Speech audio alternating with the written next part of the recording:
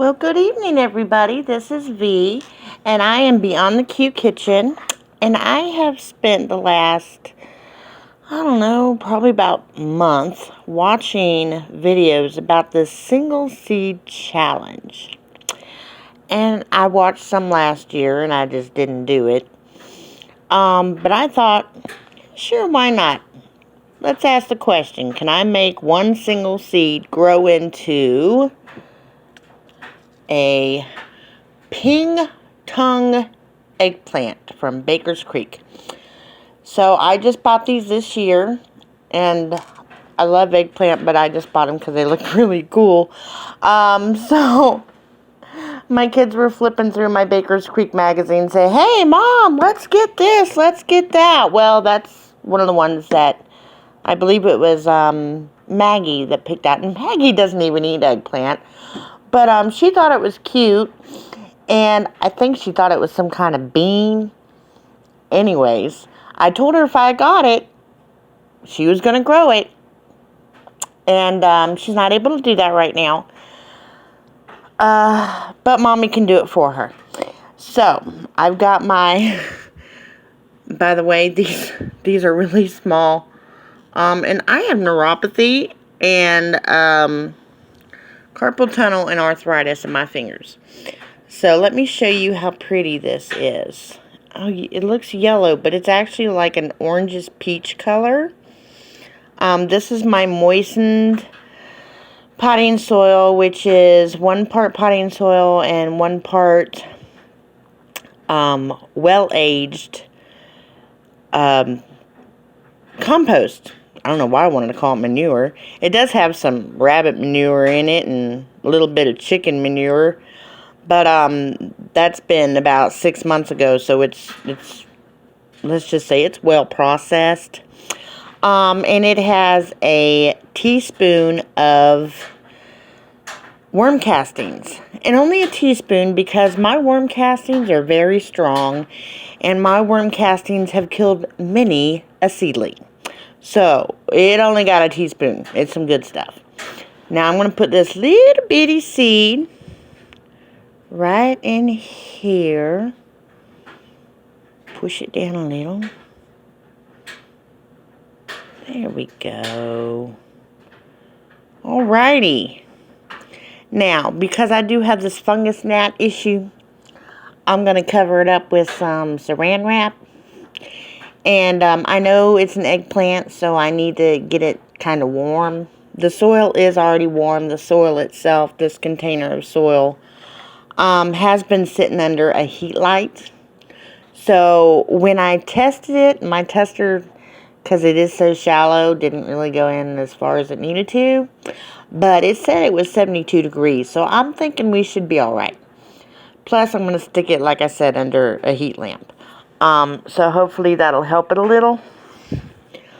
Alright, I'm going to cover this up with some saran wrap, and I'm going to be back to show you that I put it under the heat lamp. And this is March 30th of 2021. So this will be the Single Seed Challenge 2021. And this is my part 1, my planting. Alright folks, I'm back, and I have covered my Tung eggplant seed with some plastic wrap and taped it up really good. I like masking tape because it just comes off a lot easier. If I don't want the tape to come off, then that is when I use my clear packing tape. But I've labeled this. That's another great thing about masking tape. Tung eggplant, single seed 21. That's for 2021, obviously. And BC for Baker's Creek. And the one thing I forgot to mark, if I can get my marker off, or get my marker's lid off, I forgot to put the sow date, which is what I do there, sown 3/30.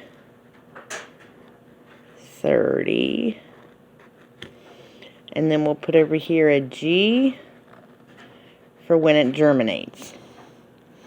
Alright. Now we're going to go put this little beauty under the heat lamp. So come with me. We're going to walk through the house, which I'm trying to organize, and the more I try to organize, the worse it seems to get. I keep finding more and more stuff I gotta throw away or something. Alright, these are my Scottish curled leaf kale. These are some of Maggie's Autumn Beauty sunflowers. Now you see some holes in there. That's because I took 3 of them out today and put them in what Maggie likes to call a big girl pot outside, and I gotta bring those in.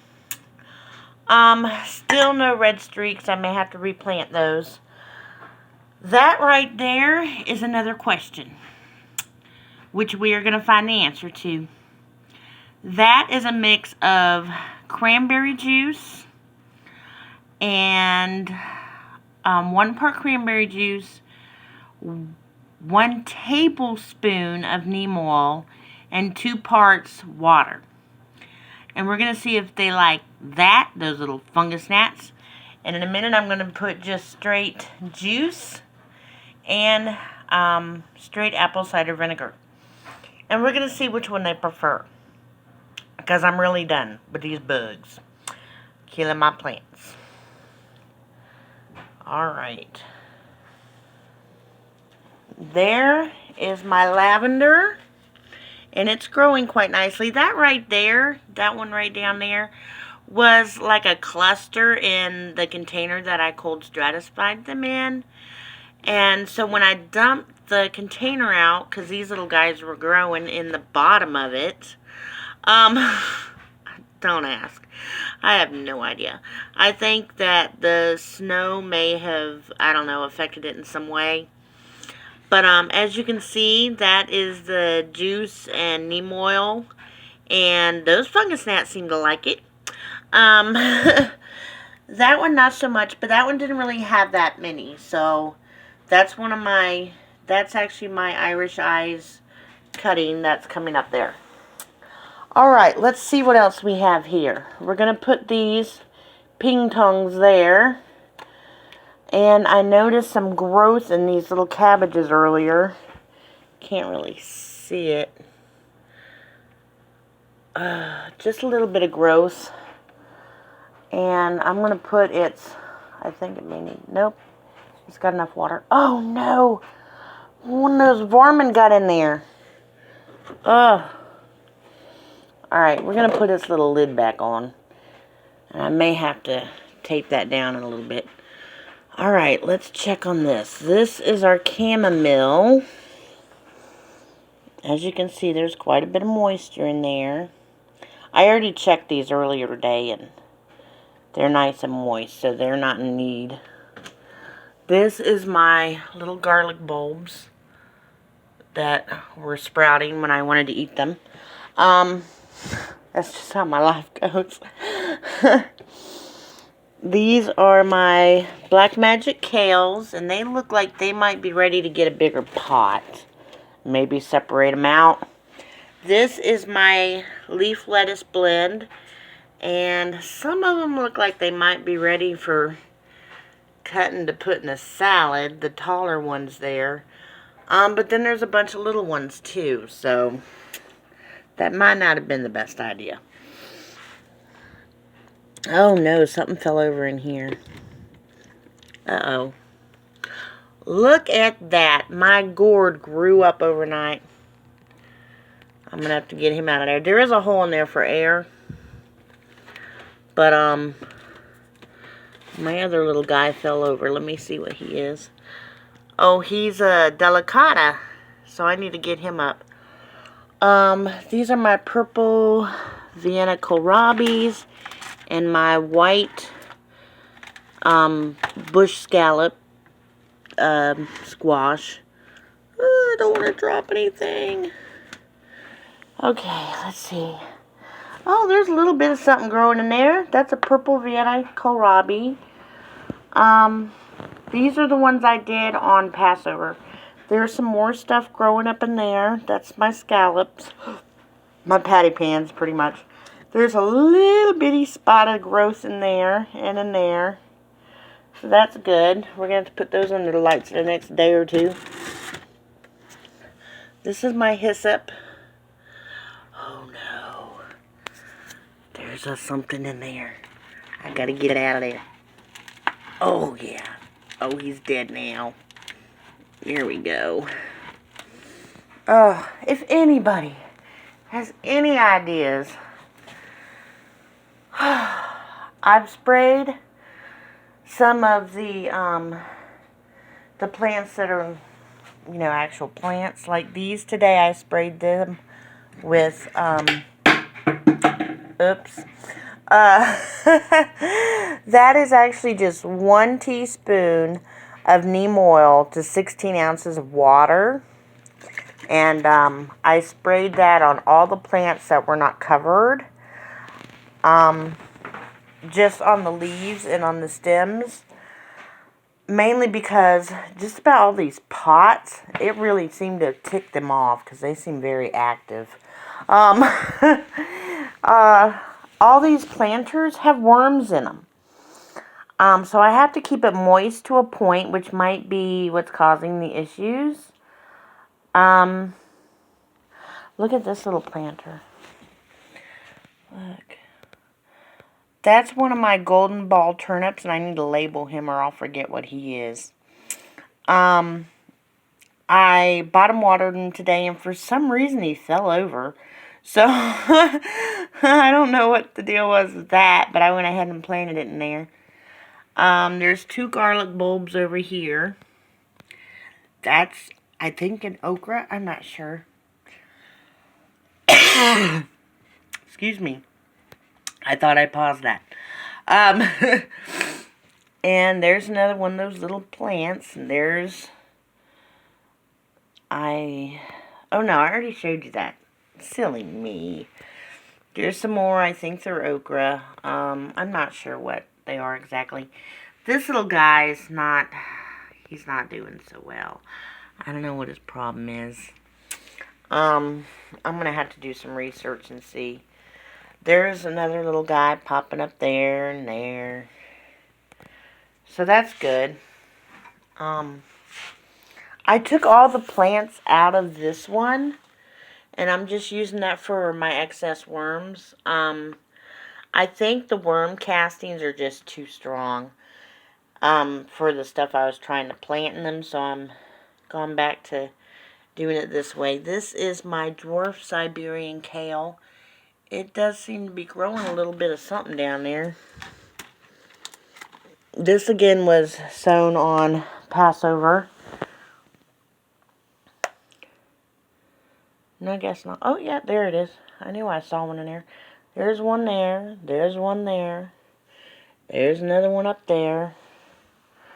Now where to put them is another story. Ay, ay, ay. Well, this side isn't growing anything, so sure, let's put it there. Oh, these bugs.